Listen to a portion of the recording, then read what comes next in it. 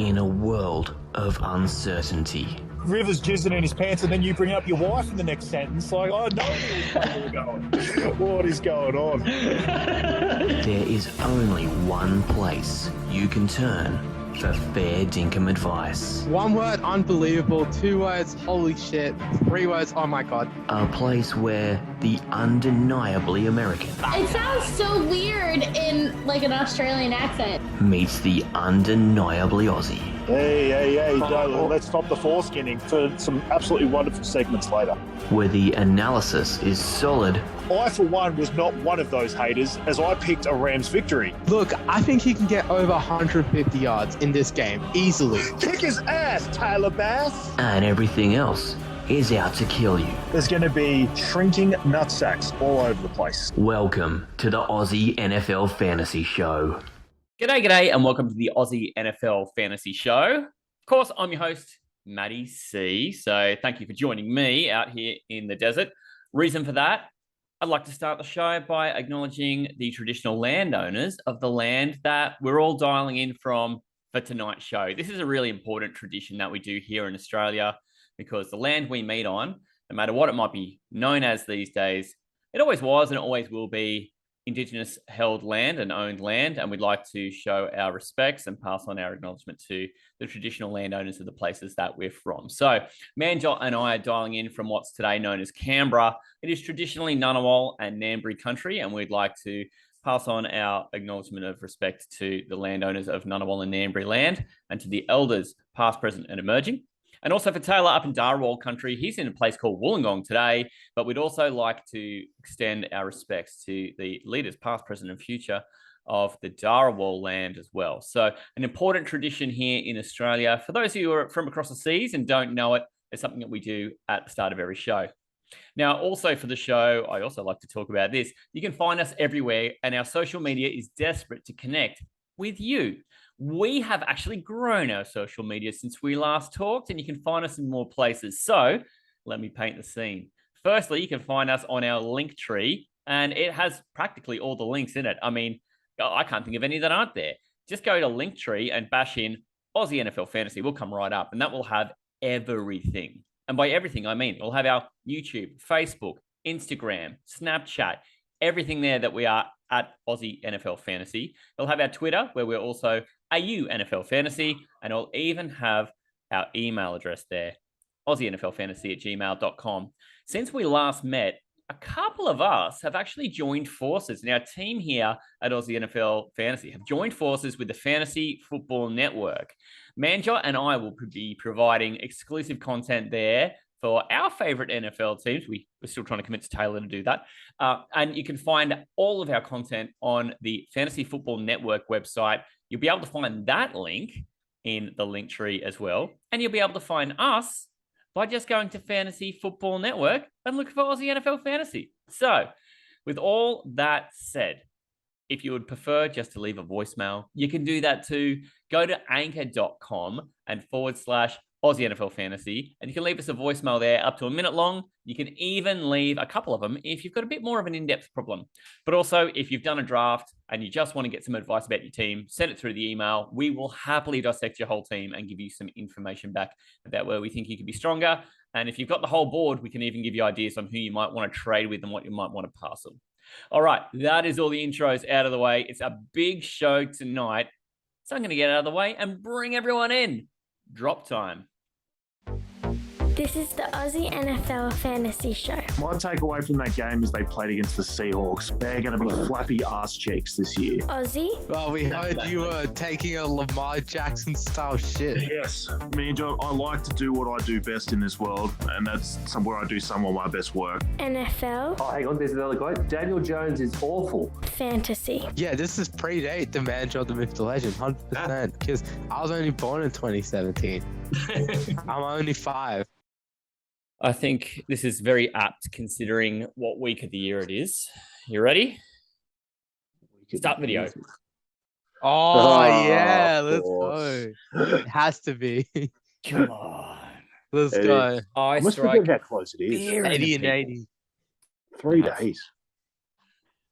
Ladies and gentlemen, it is with great pleasure that I bring the guys. There's no guest this week, But you know what? It's a big week in Astros because we've got the Astros draft, and I'm pretty excited about it. Nobody should be more excited about it than Taylor because he is our defending champion. Welcome back, Tay. I've missed a massive opportunity. Didn't even think about it. I should have been sitting here with the trophy. I'll probably go get it while Manjot's talking. I think you should. Yeah, go get that trophy. Do not say another word until you bring that trophy. You're in detention, mate. That's he disappeared into that Tennessee sky. And don't come back. Manjot, welcome, mate. Welcome. Yeah. It's always a pleasure to see your smiling face. Yeah, I'm back. I'm back again. Yeah, very excited for the Astro draft. My first one ever. I'm a rookie. I'm a new dude to this entire league. Probably the youngest owner in team history. But everything saying that I'm inexperienced, but I got to prove them all wrong. I've been doing 1,000 mocks this week, and I'm just getting prepared. Because that's what I want. That's what I want. That's what he wants. It keeps getting screwed out of the back with the background. Bloody Titans background. Look at it go. There's my old girlfriend. Yeah. One more trophy than the Titans have, by the way. Oh, here we go. We're throwing shade earlier, we mean. Wow. Yeah. Okay, no. Today, no throwing shade, apparently. This is gonna be the no, it's gonna be a clean podcast. Yeah. We won't be driving at each other at all. You know. Yeah. All right. Look at that beautiful trophy. Look at it. Hey, Tate, have you noticed the 3 shields on the front? Have a quick look. 3 shields on the front. Just read them out. No. All right. Look here. All Connors. Hey. It's funny because that's how I troll the league. Ages ago, I worked out a place to go get my plaque. Yeah. And I was going to get it because some of them are falling off and shit. So I'm just going to get it fully, just sort of rendered a bit. And then I was like, I don't need to do this now. I've got ages till the next season starts. It's just crazy how quick it comes around. No, you don't. Ages until he might have to give back the trophy. Nah, I'll have it for another couple of years at least. Oh, does he think? Oh, can I just quickly ask what array of things you've had in that trophy in the last couple of months? Mate, what hasn't gone in there? Like you said, was it Mark when he was on? When we're pretty sure it's got salmonella by now. Yeah, there's been enough alcohol to go through it. It should be relatively sanitized. I work for a brewery, so we basically just run all the beer straight through here now. Mate, I think that's wise. Get that botanical sour through there. I reckon that'll do it. Oh, beautiful, beautiful stuff. Wow. Whatever Brandox is enjoying his botanical sour right now that I sent him. He probably isn't because they're still in my garage. I'm the worst ever, by the way. I like to think I'm organized and I get shit done. Apparently not. Guys, we've got a terrific show on because Tay, you had this wonderful idea about bringing champions who, players who can really turn a good side into a champion side. And now is the time of year where you sort of got to identify them. And we'll talk about how that's going to run in a minute. But then also as a part 2, we're also going to do a wonderful 10-team mock draft as a team with a twist. Mate, can you explain to us part 1 here about the champion player thing? Just want to make sure I've brought the right stuff for the brief. That's all. Because these are our champions. No. We got that one.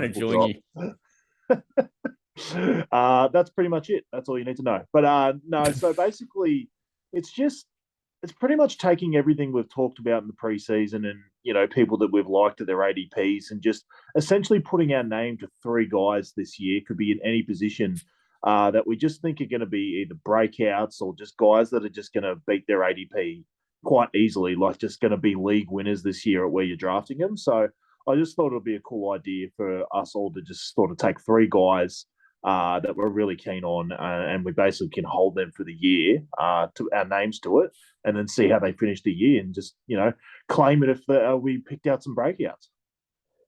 Love it. Just guys to hang our hats on like a ride or die. Exactly. Yeah, a Matthew Berry style, ride or die, basically. Yeah, has that guy turned up anywhere yet? I used to listen to him NBC all the time, and then I kind of lost him for a while there when I stopped listening to everyone else's content.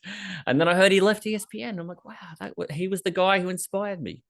Yeah, he's at NBC. He's started a new podcast as well, where they basically drink for an hour with a guy that runs the lines for PointsBet. He's Australian Oh, guy. wow. So Okay. yeah, I actually literally only listened to it today. It was Wow. cool. How about that? Now, we've seemingly lost Manjot for a moment, but I think we could talk amongst ourselves. Matthew Berry, interesting is when I discovered fantasy football podcasting back in about 2013, I think it was, I got off to a bit of a hot start that year because I drafted Peyton Manning, led up to 4-0 start. It was a bit of an accident because it was that year he went on to throw 60 million touchdowns.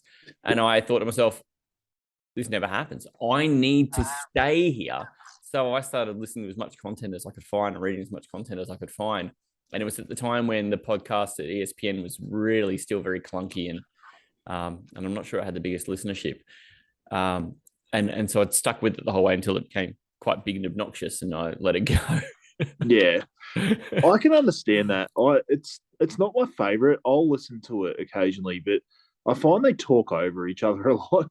Like they've all just got so many stats and stuff in their mind that they just can't and one of them will say something and the other will sort of refute it. And then the other one just doesn't even wait for that person to finish. And they just jump back on top of it with more stats.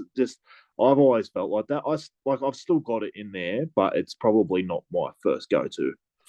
Yeah, I sort of gave it up a little while ago. Not much after they turned it into a visual first, because then they started running to a very tight timeline and it became more about making sure they got all the information out quickly instead of them exploring things. And it just kind of, it lost the appeal a little bit more for me then. Manjot's back. Welcome back, mate. Yeah, my laptop just messing up at the wrong time. Just kicked me out of the Zoom. We covered for you. No one noticed you were gone. No, no. You guys are talking about some shows, so yeah. We kept it up until you got back, mate, so you didn't feel like you missed anything. It's like test match cricket, mate. You can have a nap, come back, you haven't really missed much. Yeah, exactly. I have not missed absolutely anything, have I? Not have really, we named all our my champions at this point? Yeah, mate. We just need your 3, and then we're done. Yeah, okay. Well, we've just done the mock as well. Oh shit! Yeah, your picks were awful, by the way. Auto drafts, all of them. But thanks for tuning in, Manjot. We'll see you next week. Yeah, that's okay, man. Good luck in the draft. No, this is another Matty C can run a joke into the ground. That's how you know. We'll beat that dead horse. Yeah, beat that dead horse. How you know you spent time with the Connors, mate? And then lick that dead horse, and then get some disease. Horse virus. The equine flu. Do you remember that one years ago? That was just a Canberra thing, I think. Yeah, equine flu, swine flu. We've had every flu. And I said, nay, we are but men. Rock on. This is a great podcast. Yeah. Rails? What rails? You don't fall off the rails if you don't start with the rails. It's the perfect. This was all part of the show, Doc, wasn't it? Everything we're talking about so far. And that's where it's fallen down. This is the first week I didn't provide a show, Doc. Yeah, good to see we all noticed. All right, I think we should throw it a drop because that's what drops do, and it helps segment things out. We should come back and hit some champions. They're the guys we're hanging our hats on. Yeah, these are the champions. We do a bit of that. This is the Aussie NFL Fantasy Show. My takeaway from that game is they played against the Seahawks. They're going to be flappy ass cheeks this year. Aussie? Well, we heard you were taking a Lamar Jackson style shit. Yes. Manjot, I like to do what I do best in this world, and that's where I do some of my best work. NFL? Oh, hang on, there's another guy. Daniel Jones is awful. Fantasy. Yeah, this is predate the Manjot the Myth the Legend, 100%. Because I was only born in 2017. I'm only 5. All right, Tay. We've got 3 each that we've all brought, but you're sort of saying to us beforehand that, look, this is probably not going to be a surprise and shock people segment, that just because we've been talking about this stuff since kind of late March, early April on the show, yeah, there's not going to be a lot of surprises about who we think are kind of the guys we're in love with. So I don't know if anything I'm going to say is going to surprise people. And mate, did you want to run through your first one with us, and then we'll send it to Manjot?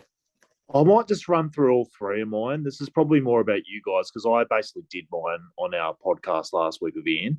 The only essentially the only thing I wanted to amend was I basically shot my load off too quick and took Trey Lance when I had actually realised that I wasn't going Trey Lance as one of them. I just for some reason saw Manjot thinking about maybe going him, and for some reason just went, "Oh, I've got to get Trey Lance in now," and then realised he wasn't even one of my three. So, believe me, I was still high on Trey Lance. Don't get me wrong; everything I said, I agree with, obviously, because I said it. You know, I'm my least biggest critic, but it's basically the two I picked last week. So Elijah Moore, wide receiver for the New York Jets.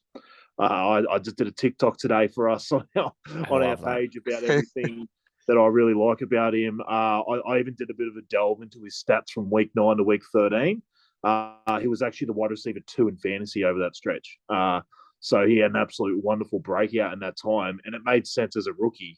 It took a bit of time to obviously get going, and then as soon as he did, he just kept going for 5 weeks, and then all of a sudden got injured and missed the best time for a rookie. So I believe he can hit the ground running this year at wide receiver 35 or whatever he's going at the moment in ADP. So he's a no-brainer to me. I also took Cortland Sutton, so I went someone a bit higher up in drafts as well that I think could be a real league winner. Russell Wilson coming over. I think it's only going to help the offense, and I think he's going to be the bigger play guy than a Jerry Jeudy. So, you know, I like both of them, but I'm taking my shot that Cortland Sutton's the real league winner, and he's more consistent. So I think he's going to hit some big plays there. So now the third one. Here we go. Yeah, the third one. It's someone I've definitely brought up on the podcast, and someone I've looked at trying to draft. This is one that I just love his ADP, and he's just such a good flex play. And someone that if at a pinch, especially in a 16-team league, if you had to put him at RB2, I would be absolutely stoked with. And it's Chase Edmonds at the Miami Dolphins. So they paid him the most money. I know people are a little bit worried about having 100 running backs in that team, but 99 of them are. Sorry, I'll say 98 of them are pure garbage. I'm not going to say most it is because I'm not going to offend Mr. Manjot over there. And I actually think most of might actually have a role. But here's the thing. I don't think Chase Edmonds needs to be the clear lead back to actually be return value on his – I think he's at about 32 in ADP and running back. I would only say he's probably going to get somewhere between 160, 180 carries, but it's going to be his passing down work that's going to really make him consistent in fantasy this year. I don't even think he'll be the goal line back. I do think there's a limit to his ceiling. Like if I'm looking at him to possibly finish around running back 15 to 18, which would still be a massive improvement on where he's getting drafted. I'm looking at him as a guy in a half PPR league that can get you around 10 to 12 to 13 points every single week. And I think he's going to be really, really consistent in that offense. And I think they've brought him in to use his skill set. And I just think he's going to be an enormous value in drafts this year. And I've already started to see his ADP go a bit higher. So it's a bit frustrating. I'm probably talking him up too much. But I think people are listening, man. I think he's going to be very consistent, and he's going to bring you a ton of value this year. So he's my third my champion this year because I just can't see how he goes backwards from where you're drafting him.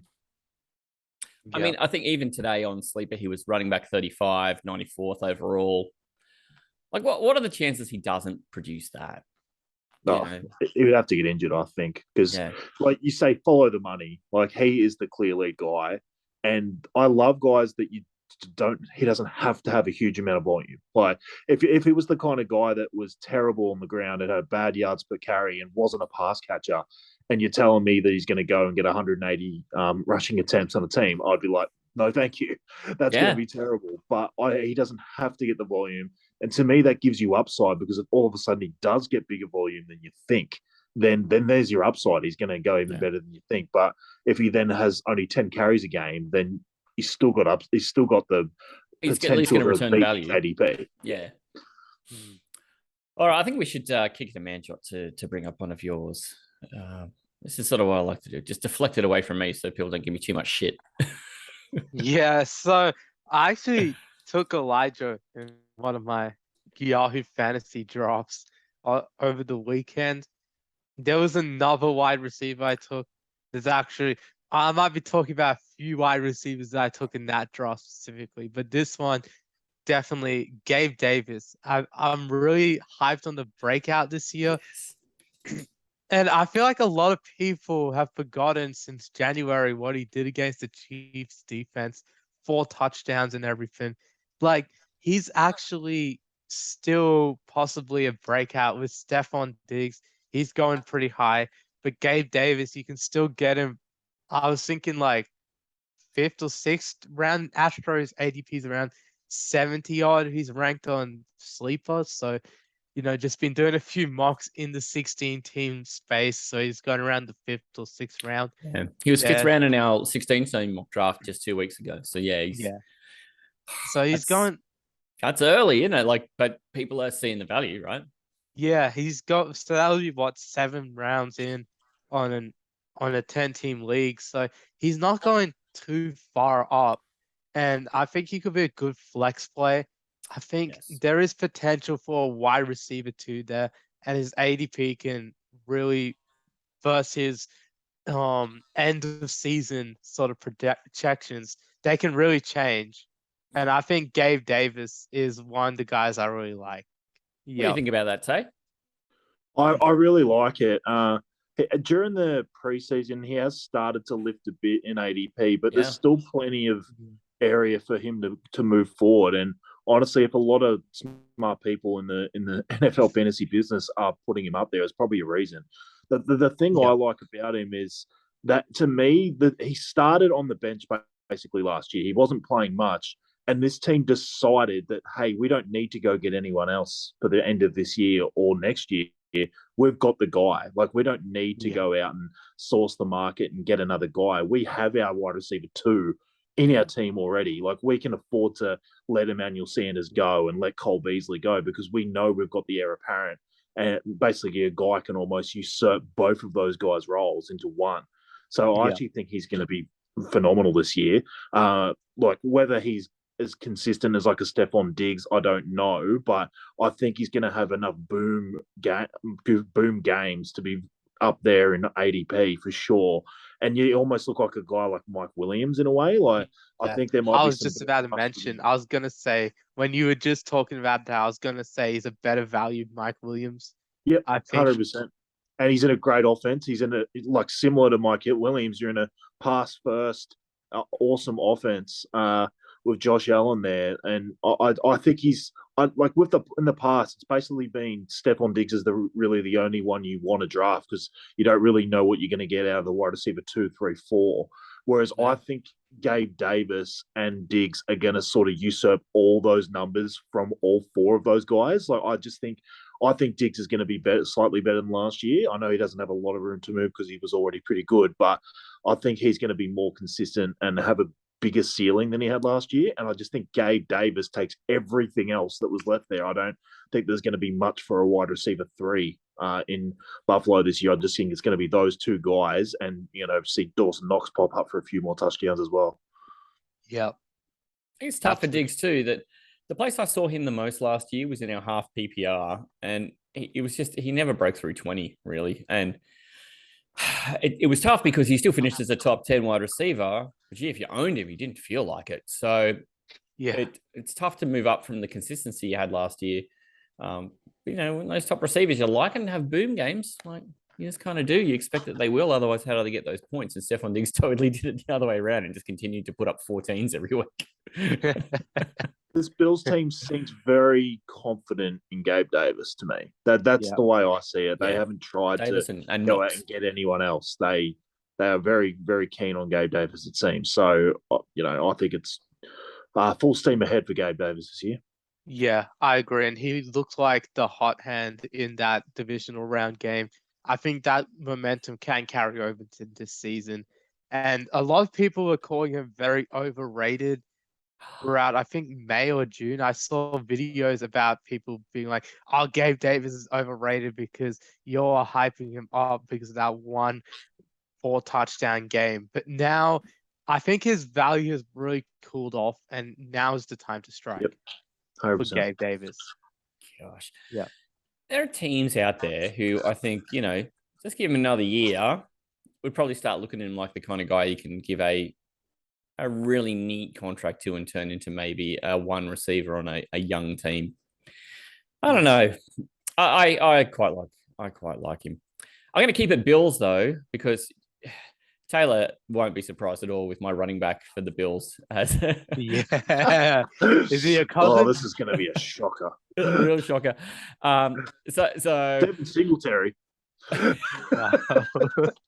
Exactly. No, I've gone with the captain. Oh, captain. I'm going with James Cook because he's clearly in a spot where there's work up for grabs, and the running game there couldn't be as inefficient as it was last year, 2 years in a row. I just don't think there's any way possible. And Cook has definitely got the right build of what you would need to be in an offense, which is going to score those sort of points, be a reliable pass catcher, and be someone you can still give it to on the goal line in a way that you just haven't been able to trust Singletary to do that. And Jim Moss, I don't even think he's there anymore, is he? Is Moss gone? Well, I thought that like a week ago, He's but still didn't on he the come roster. into the last preseason game and actually play really well, and then they all of a sudden were trying to give him some hype. Like I could not believe it. He was a healthy scratch for games late last year. Yeah, So it was. yeah, it's a tough situation for Moss. But yeah, I think there's nothing sexier too than putting your chips on something that's got a bit of unknown about it as well. And I was saying that last week with Ian on the show too about Cook.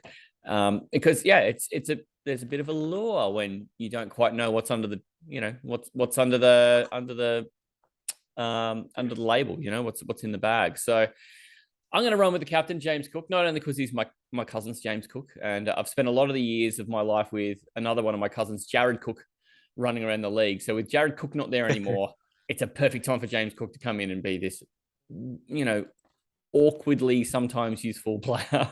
And I'm just saying straight out of the gate, he'll be awkwardly useful instead of like Jared Cook, who took like 3-4 years before he started becoming anything. So I'm going to run with him. His projection this year on Sleeper was 487 yards rushing and 4 touchdowns. And I think that's an unders. They have given him 300 yards receiving and a touchdown there. So maybe the yards there are overs. But we'll see how it runs. I just think he's likely to finish better than he was. I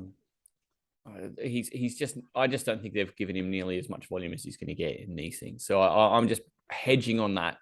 And I'm going to stick my neck out and say I'm a James Cook believer. Yeah. I think that's valid, 100%. And pass-heavy offense and a good hands for running back, that's perfect for James Cook. Yeah, that's just 100%. what you got to have. Yeah. What I like about it is they clearly saw a need that they didn't have last year, and they went out to try and rectify it. So they were trying to get JD McKissick, and they thought they had him, and all of a sudden he went back to the Commanders. And so that was clearly them trying to get a passing down back. And then all of a sudden they're drafting James Cook, who clearly has that in his repertoire. I think they were trying to say that we aren't getting enough out of Singletary or Moss. These guys have just got stone hands. Like there is no way these guys, we can put them in any sort of scheme or on a third down where they're going to be catching a ball. So I think they needed someone to do that, and they would just thought, well, our offense will be so much more well-rounded if we've got a guy like that in our team. And the fact he can run as well, I just think they're going to have him on every third down, and then he's also going to be taking bits and pieces of the rush work as well. I think we just lost Manjot. But that's why I think it's very interesting, because he has the ability to just completely take over. If he's the most efficient runner and he's clearly the best passing down back, I think there's only opportunity to actually become the full workload, full workhorse. I wouldn't project him to ever be, because I think those other two guys are just going to be hanging around like a bad stink. But at least like you said, the upside is there. Like if he's just the passing down work on a very good offense, that's good for his ADP. But if he all of a sudden started getting some of the rush work too, and then took over 40-50% of that too, then you've got all the upside you need. So in terms of ADP, he's just one running back spot behind Chase Edmonds at the moment, and his overall's 100. Yep. I just feel like there's a lot of room for him to overcome those numbers and to outproduce that. And for what you then it's saying, you're going to spend a end of the 10th, start of the 11th kind of pick on him. Wow. All right. Sign me up. And this is where roster construction matters too. So I would trust Chase Edmonds starting from week one way more, and I would be getting way more consistency out of him. But I think Cook would have a bigger ceiling, because I think if Cook all of a sudden got the workload, he could actually take on a far bigger workload than Chase Edmonds. I don't think Edmonds is ever going to be some huge workhorse in that Miami team. I don't think he has to get relevance in fantasy. We've already seen it in Arizona. But I do think if you're trying to like get a league winner that you can stash on your bench and play sporadically and see how he goes, I think he could turn into a league winner later in the year. So it's really roster construction. Do you need that spot to start in week one? If you do, I would take Chase Edmonds. If you don't and you can wait a bit, I would definitely take Cook. Yeah, and I guess at this point you're talking about a guy who's your fourth or fifth running back. So the need out of him is low, because it's about the same as Edmonds in that respect too for your cost. This is the Aussie NFL Fantasy Show. Matty C. James Conner's behind the dome. Don't look behind the dome. And I look like I'm wearing my dad's shirt. Totally like McCaffrey. It always looks like he's wearing his dad's gear.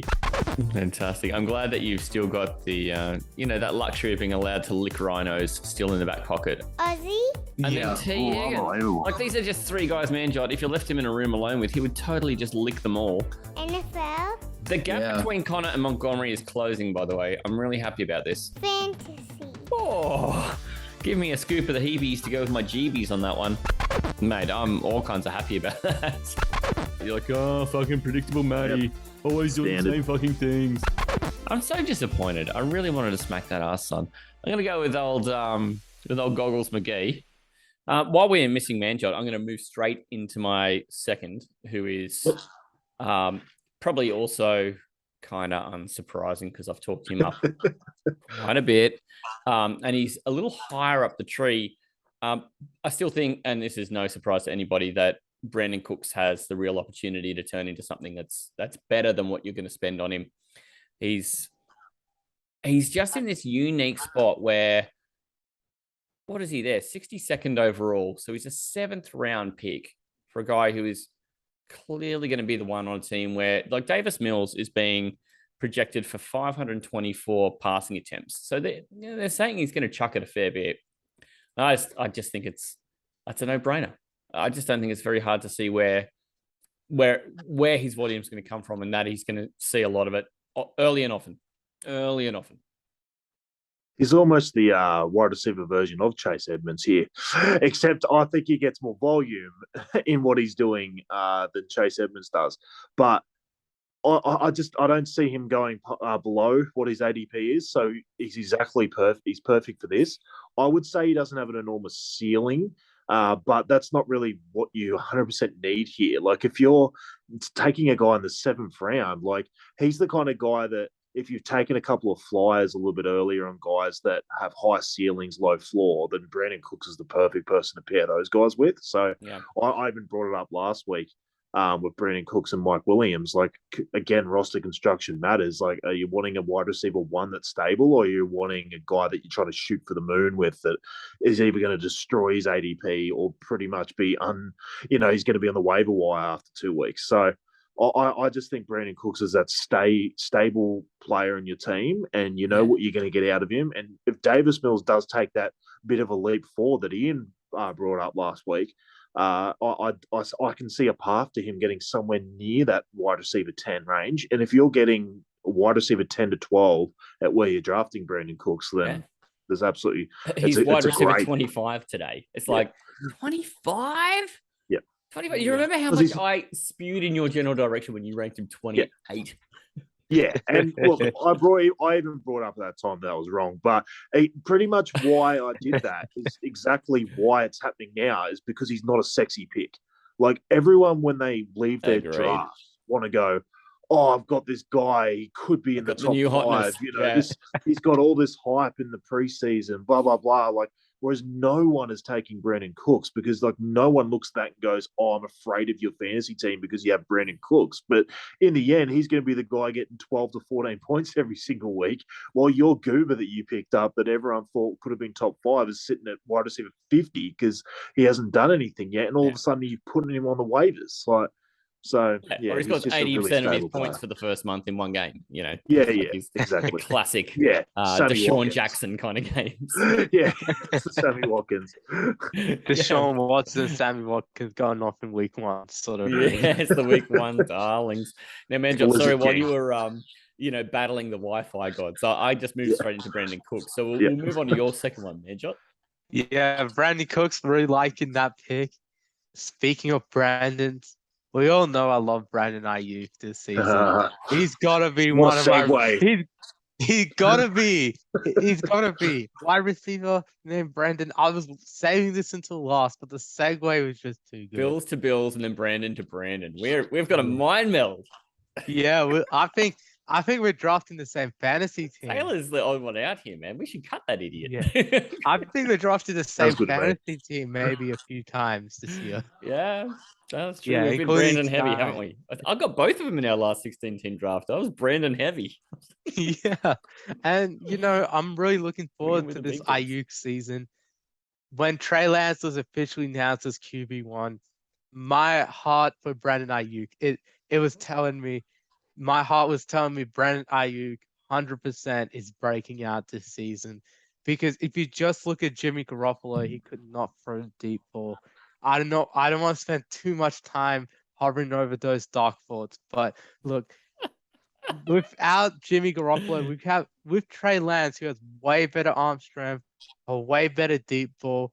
I would argue he would have a little less accuracy though, but he'd have better deep ball accuracy than Jimmy G would.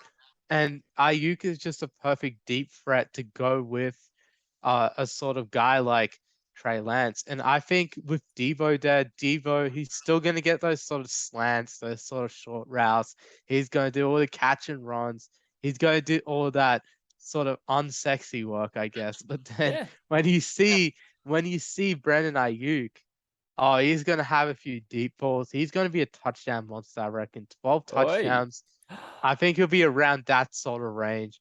I think 1.2K yards, and I'll say about 60, 70 catches. I think that's around the sort of stats I'd put for Brandon Ayuk. But yeah, I'm just really hyped because he's been balling out in preseason, in training camp.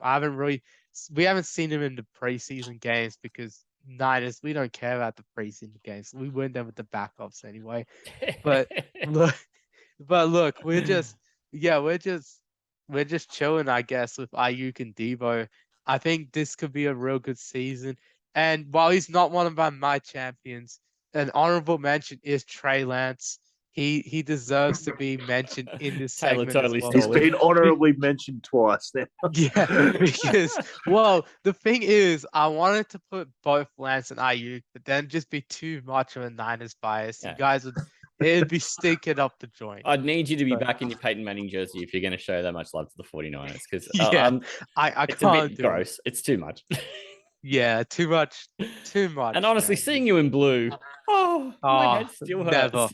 Never again. Trust me, I'm not doing that again. What a beautiful segue from your, honorable mention to my honorable mention, Trey Lance. So isn't that great? Wait, is your honorable mention, Trey Lance? I'm just hanging shit on both of you idiots for having the same guy. So I'm just being a douche. Don't mind me. I have Elijah Moore and Brandon Cooks as some of my breakouts too. They're guys I love too. So look, can I be a little mean about Trey Lance? Can I just be a little mean about him? Because you already mean last week, weren't you? I don't think I was. Was I mean about Trey Lance? I think I was mean to Ian about someone. Man, you're mean to the Niners. You said probably- 4th place, didn't you? I said that Davis like 2 Mills. weeks ago. You're hanging on to stuff. You need to let it go, I think brother. you rank his Davis Mills like 30 out of 100 or Davis, something. I was mean about Davis Mills. That's right. I pretty much called him Eli Manning, I think, which I don't think is wrong. Anyway, I was just going to say, the thing about Trey Lance, he just kind of feels like new Kaepernick, and I don't want that to sound like a bad thing, but I just never believed Kaepernick to be a franchise quarterback. But fuck me, I believed him to be a fantasy quarterback. So for the purpose of this show, yeah, I love a bit of Trey Lance, and I haven't really talked up my love for Trey Lance because you guys fucking do enough of it for me. But I didn't own Kaepernick in many places because I was nervous to ever spend up for him. And then I'd see guys who had him, kind of like the younger years Cam as well, really fucking reap rewards out of a guy like that. So, to whoever, wants to spend up and take him, the glory be theirs, because I'm probably too nervous to do it. Yeah, and Trey's like falling. I've seen people rank him as QB 14 and around the 10 to 15 range when he is real top 5. He is real top 5 potential. So I think it's a very good value pick if you can get your hands on a guy like Trey Lance. Yeah. And he's just cooking up defenses with his legs. And I do see that Kaepernick comparison. I'm glad I'm not the only one that sees that his run style looks exactly like Colin Kaepernick's back in the day. He has uniquely just that mobile. Yeah, he has that sort of, staying upright and just staying tall when he's running, and then ball in maybe one hand. one hand and everything. He just has that sort of thing. Just need to get him into number 7. That's all I need to do. Yeah, 100%. Yeah, I got my Kaepernick jersey. Might have to put Lance on the back of that too. It's too small to wear though, so I can't wear it. Oh, I could probably wear it then. I'm only a little guy. Probably get my pads in under it. Yeah. If you're in a 10 or 12 team league and you take Lance, I've got no issue if you actually taking a guy like Derek Carr or Kirk Cousins with him. I actually think they might even be a better start from week 1 because you probably know what you're getting out of them. And if Trey Lance comes out and just balls out in week 1 or week 2, if you're not 100% convinced by the week 1, you've then got the Trey Lance who either is an enormous trade piece in your league because of what you've just seen out of the first 2, or you're just like dumping. You just dump Derek Carr or a cousin, just start running a Trey Lance because you've all of a sudden got that confidence in him. I don't think that's a bad play either, because even though I do believe, like Manjot said, he's got top 5 upside just because of his legs, and he's definitely set up to be an awesome fantasy QB. He's also the kind of guy that you'd be slightly worried about if he's not, passing well enough and stuff like that they'll all of a sudden take it out of his hands. And, there is worry there. So he's definitely the highest upside, lowest floor sort of guy. So I would be, there's no issue in that sort of size league, just sort of taking a more solid quarterback with him and then just seeing how it plays out in those first couple of weeks. Yeah, I mean, the first couple of weeks, we actually have the Bears and the Seahawks on the schedule. So it's actually a really good schedule. Could be murder. I noticed that when I picked my defense in the Champions draft. I was like, who do I pick on defense? And I saw their first 2 games, went bang. I'm getting the Niners defense for sure. Yeah, I think the Niners, absolutely first game on defense, that Niners defense. I know we don't talk about defense as much on fantasy, but if you're going to take a defense, definitely take that Niners defense against that shitty Bears O-line. Because that's my champion is the Niners defense. Yeah. There you go. I'm writing that down. Yeah, we got to have a kickers and defense segments someday before the season starts. Maybe we should wrap it into next week's show when everyone's doing their last drafts. We'll do some kicker and defense analysis next week. What do you say? Let's get our nuts kicked. Yeah, kicked in my nuts. Do we need to bring that segment back? I enjoyed that segment. Yeah, every week. Part of our start to the week, and then you kicked in the nuts like we did in the. I kicked us both in the nuts. It was great. Yeah. Yeah, Taylor kicked everything last year. I can kicked everything, and this year he's licked everything. Can't wait to see what he does next year to rhyme with it. It's getting worse. This is the Aussie NFL Fantasy Show. Brendo, welcome to the show, mate. G'day, boys. Manjot, your birthday this week. What day? It was literally yesterday, 14th of June. Yeah, mine was 13th. Dickman Day, followed by No one cares Day. about you. You finished second. Yeah, that's devastating. Devastatingly good. 2 picks in a row. Let's see. I'm going to take Devontae Adams, I reckon. And I think I'm going to take DeAndre Swift. Either him or Kamara, but I just got burnt by Kamara last year, so don't like AJ Brown this year. I'm starstruck. Although I don't regret it. I like it. I still think I could do better. This is the Aussie NFL Fantasy Show. And this is probably the last year that I'll give him a chance until he's on a shit list. Okay, so I kind of went snake draft there, man. I did 2 in a row. Do you want to do your second one in a row? Yeah. So who did I have? I had yeah. You got Gabe Davis and Brandon Davis Ayuk and Brandon Cooks. and Brandon Oh, Cooks. sorry. Yeah, there you go. Done. 3. There we go. We got all the Brandons in. But No. the third one, I'm gonna shift away from the wide receivers that I took in that draft. Yeah. And I'm actually going for running back. Now, this guy, very little known coming into fantasy season. He's a very, very underrated player, I reckon. I don't even know if he's even getting drafted in most leagues, like 10 team, Ooh. 12 team. I know he goes in like the 14th, 13th, 12th round of some 16 team mocks I've been doing. Wow. But look, I'm really liking his upside. And we were talking about him a little bit on the podcast, I think last week or 2 weeks ago. I'm going for Brian Robinson. Ooh. Who are That's you not going to who- guess? I thought you were going to say Damian Pierce. Yeah, I'm actually very high on Damian Pierce as well. Same. But Oh, but He's Brian gone up in Robinson, ADP. He is Yeah. flying in ADP. He's dead set going to be ahead of Christian McCaffrey soon. yeah, yeah, And I but think Brian, rightly. I think rightly. yeah. I mean, at least he can stay healthy. Let's just say that. But okay. CMC still got love for you, but I can't trust you anymore. When you break my heart that many times, I actually never get Don't the go first breaking my overall pick. heart. So I've actually never gotten. So So this is actually a fun fact.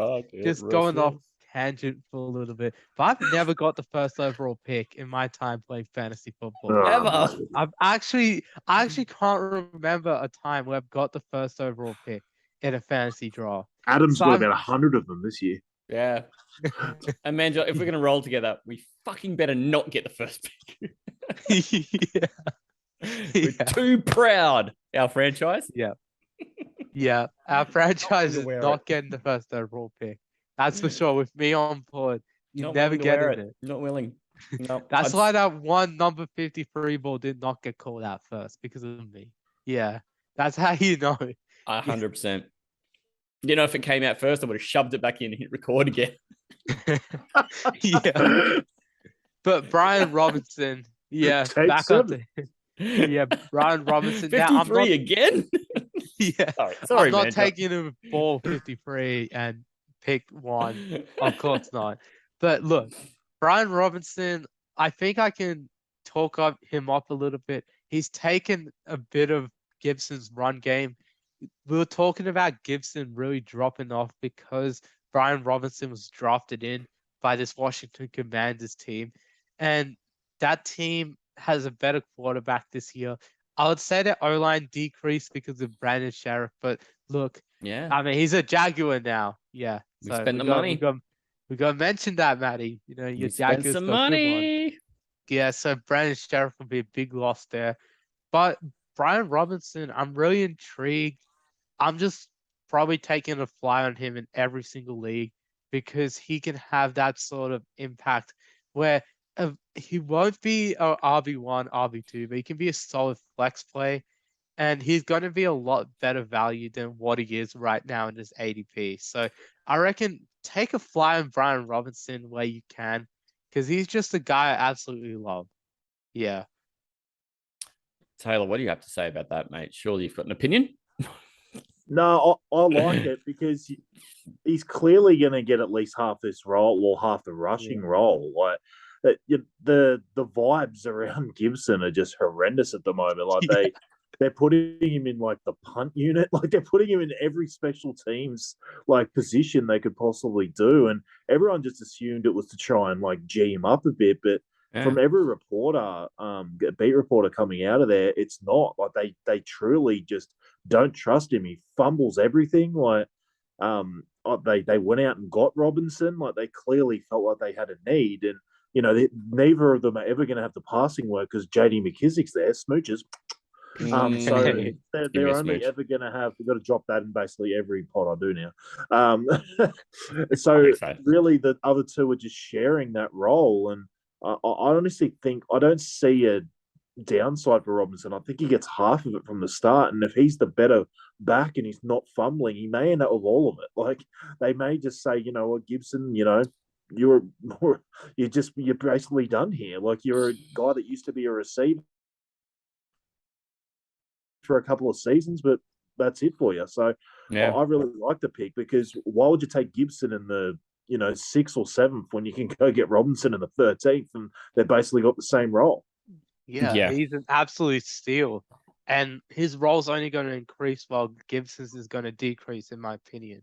Yeah. So, yeah, Robinson, I'm absolutely high on this guy. I think he can be a very good late round steal. Same with Damian Pierce, as you mentioned, Matty.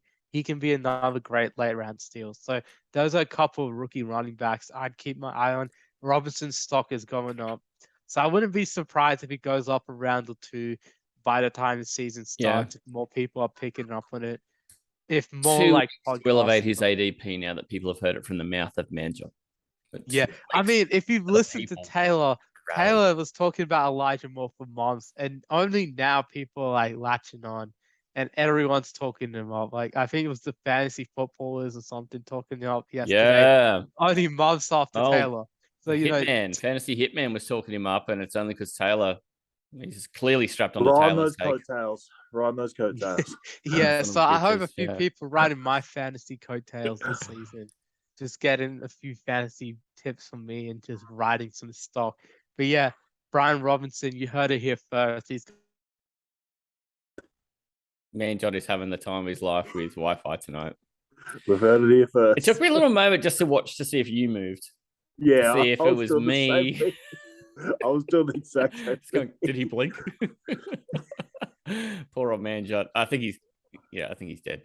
Oh, mate. And that's a pity. That's a pity because It's frozen on his face. His face looks like it's full of wisdom, and he's so pumped about what he's talking about. I feel like that's a moment I need a screenshot because I've got 2 photos of Manjot that I use for everything because there's only 2 photos of Manjot in the world. While he's sitting still for a sec, and he's got some light on his face because sometimes he tips his head down and you just can't get any light on him. And I'm going to steal that. It's a screenshot that I'm going to dump into my little file to characterize. And he'll be the next version of our Grand Theft Auto characters that we've got for our show. Are you do you have one more to do now, or were you picking Devontae Smith as one of your my champions? No, I'm bringing in a new face. Beautiful. I'm bringing in a new face, and I don't know. Do you want me to wait till Manjot comes back, or are you ready for me to lay it on the line, Taylor? I'm happy for you to lay it on the line, mate. He might just pop up in the middle of it. And you know what? Surprises me. He might. I don't think he'll be surprised that the player is there. It's just that I haven't really talked about him, but I've definitely taken him in a mock or two. It's Jarvis Landry for obvious reasons. Do I need to tell you the obvious reasons? Sure. Lay them out for me. I figured this would be one where I could say it and you go, oh yeah, because and I don't think it's a real mystery. So I mean, the guy's just come from a pretty pass-heavy offense in Buffalo, where he really assumed enough work as a guy who just kind of walked in off the street almost. And gee, he was the receiver who had the weeks, right? So you had Stephon Diggs just pumping out his 12s and 14s every week, and then you had Sanders who could just drop a 21. And that was we were playing half PPR. I'm looking forward to seeing what he can do with another quarterback who's really happy to go a bit deep, because Sanders doesn't mind the deep crosses. He gets a lot of work out of that. And he's also great in the flat and near the goal line. So I just think there's a lot of work there, especially while Michael Thomas has been iffy. Can we say that? That's the biggest thing. Is and that now he's essentially battling a rookie if Michael Thomas isn't there for all the work. So are you frozen now too? Oh. Sorry. I hope not. Oh no, you're right now. Oh my I God. think it's because Manjot came in. Good. So Manjot's missed. We moved on. Sorry, Manjot.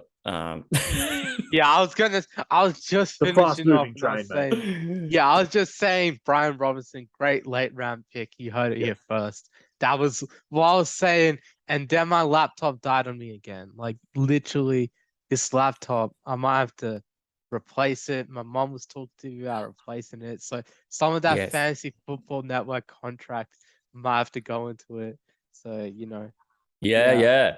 Look, I think, like Ian said last week with the keyboard, if this laptop is cactus, I need a Manjot gets angry destruction video. I need it. I need to get the wall paint on, and I need to just go fucking sick.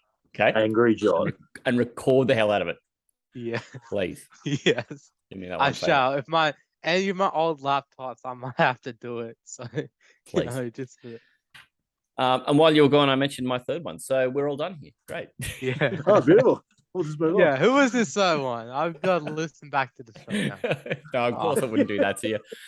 For obvious reasons, Manjot, we haven't really talked about him, but I think given the situation being the way it is now, and I have taken him in one or two of the mock drafts, it won't surprise you that I've put Jarvis Landry as a guy to hang your hat on now. Michael Thomas, iffier than ever before. And man, after what he showed in Buffalo last year and well, everywhere he's been, the 49ers, and he turns up on rosters and he instantly makes himself really useful. And now with more questions about who's going to be the best receiver over there in New Orleans for James to aim at with Michael Thomas. Firstly, not sure if he was ever going to be there. Then he turns up and now he's got this hamstring problem. Yeah, I just don't think Jarvis Landry comes with any of those questions. Did I miss something? Was he on the Bills or was he on the No, Browns? dude was talking about the Emmanuel Sanders. I've got Emmanuel Sanders in my mind. These two, I've got them inextricably linked. I don't know why. Jarvis Landry, though, hey, look, super useful receiver at the Browns too. He would have a week where he just there. It was ridiculous. Absolutely I ridiculous. think my laptop's got into him. It's going to be even worse if you keep the first footage before Manjot came back because I'll let you just hang yourself on that Bills thing and never said anything. Let's do it. I've got those two in mind. I've got them smushed together. I've conflated these two players. I couldn't figure it out. I couldn't figure out like if you were comparing him to Sanders and you were just talking about the Bills because he was on it. And then I actually started thinking, did I miss Landry going to the Bills last year? And then I started thinking I was the idiot. But again, Matthew. Because I was so confident. Yeah. This is also the guy that for some reason thought that Elijah Moore was on the Cardinals this morning as well. He was having breakfast. Well, you were mentioning Elijah Moore and the Cardinals in our group chat for some weird reason. We just talked about Elijah Mitchell or something. I don't even know. Matty nailed, mate. Elijah Molden. I really need a I don't know, a rim shot or a sad trumpet when I do something stupid like that. So I'll find one. Wrong. You're wrong. We need to bring that back. Bring that. Put that drop in right now. Wrong.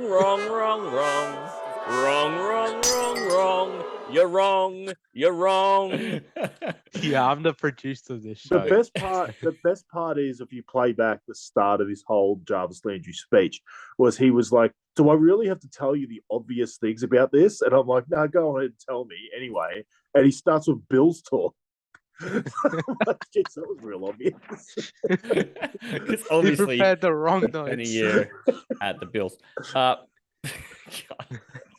I'm looking at going. Out of this. Now I'm looking at going 704. That doesn't seem like nearly enough for Emmanuel Sanders / Jarvis Landry. The two of them are going to have 1,800 yards and 12 touchdowns between them. Oh, this is really... Let's stitch them together. Anyway, I love Jarvis Landry. I don't need to apologize for that. I love Emmanuel Sanders. I don't need to apologize for that. What I do need to apologize for is having no idea seemingly which one's which. So fantastic. And that's my champions case. There we go. So I'm hanging my hat on just anyone who is a good second wide receiver. That's all I'm doing. I'm just going to hang my hat on all of them. I'm going to name all of them now. Okay. So Christian Kirk. Michael Pittman. I'm going to just name them all. No, he's a one. Yeah. Okay. So before I dig myself any deeper, let's just run through them. We've got Elijah Moore, Cortland Sutton, and Chase Edmonds on Taylor's camp. We've got Brandon Ayuk and Gabe Davis, as well as Brian Robinson, who I think is a sneaky good suggestion from Manjot there. And I've got some mixture of wide receivers plus Jarvis Landry and the captain, James Cook. How do we go? We got it done. We got my champion. My champion. Those are our champions, my friends. Dun, dun, dun. But they'll keep on fighting to the end. Those are our champions. Those are our champions. No time for losers, because those are our champions. I'm starting to wonder. I'm actually starting to wonder if maybe the glue on the back of these things is like toxic and it's like, scrambling my brain. Our next segment's going to be the mock draft. So make sure you run back into us for that one. Guys, you pumped up for that? Absolutely. I've been Yeah, looking forward to this one. We're going to kick it off with an ADP game too. So that's in the industry what we would call a tease. So make sure you get back and join us for the ADP game before the mock draft. This is the Aussie NFL Fantasy Show. I got no notes, but I got the memory, so. Every time I believed them a little bit this year, they've just kicked me right in the testes. Manjot, myth, legend. All right, you guys throw me into the fire straight away, but that's why I'm here. Taylor talk time. Antonio Brown's out there hanging out with Kanye West. If that's not an insane asylum handing the keys to the inmates, I don't know what is. Maddie C. This thesaurus is both terrible and terrible. I've got nothing else. This is the Aussie NFL Fantasy Show.